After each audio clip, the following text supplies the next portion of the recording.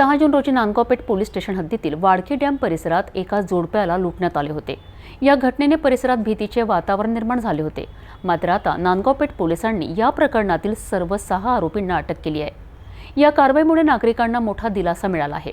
याबाबत अधिक माहिती पोलीस निरीक्षक गणेश दहातोंडे यांनी सिटी न्यूजशी बोलताना दिली आहे। दिनांक 6 जून 2025 रोजी पोलीस स्टेशन नांदगावपेठ हद्दीमध्ये एक वाडकी डॅम आहे, त्या ठिकाणी एक कपल फिरायला गेलं होतं। ते परत असताना एका कच्च्या रस्त्याने त्या कपलला त्यांनी अडवून तो जो फिर्यादी मुलगा आहे त्याच्या गळ्यातील चेन जबरीने हिसकावून घेतली आणि त्याच्या पर्स काढून पर्समधून 5,000 रुपये त्यांनी जबरीने हिसकावून तो दरोडा घातलेला होता। त्याच्यामध्ये 3 बाईकवर एकूण 10 जण बसून आलेले होते। एका बाईकवर 3, एका बाईकवर 3 आणि तिसऱ्या बाईकवर 4 असे टोटल 10 आरोपी होते। त्याच्यामध्ये अनोळखी आरोपी होते।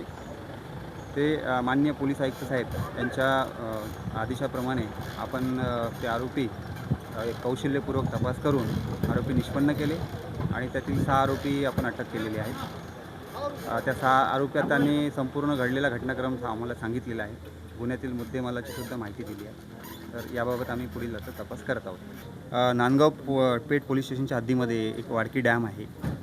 ते वाडकी डॅम असं आहे, ते निर्जन स्थळ आहे। तिथे जाण्यासाठी खूप अरुंद रस्ता आहे, कच्चे रस्ते आहे। पावसात त्या ठिकाणी जाता येत नाही। ते काही पर्यटन स्थळ नाही आहे, परंतु तरीसुद्धा त्या ठिकाणी कॉलेजचे तरुण आणि तरुणी मुली त्या ठिकाणी येतात आणि ते निर्जन स्थळ असल्यामुळं त्या ठिकाणी असले जे लूटमारीचे गैरप्रकार होतात।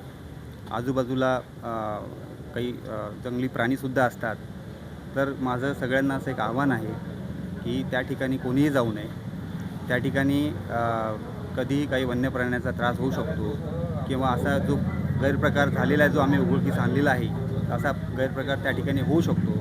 आम्ही सदर ठिकाणी सतत पेट्रोलिंग करत असतो त्या ठिकाणी। परंतु नागरिकांनी आणि तरुणी जे कॉलेजचे आहे, आजूबाजूचे कॉलेजचे जे पर्टिक्युलर तिथे दिसतात, तर त्यांनी कृपया तिथे जाऊ नये, जेणेकरून या गुन्ह्याला आणि अशा प्रकाराला प्रतिबंध होईल।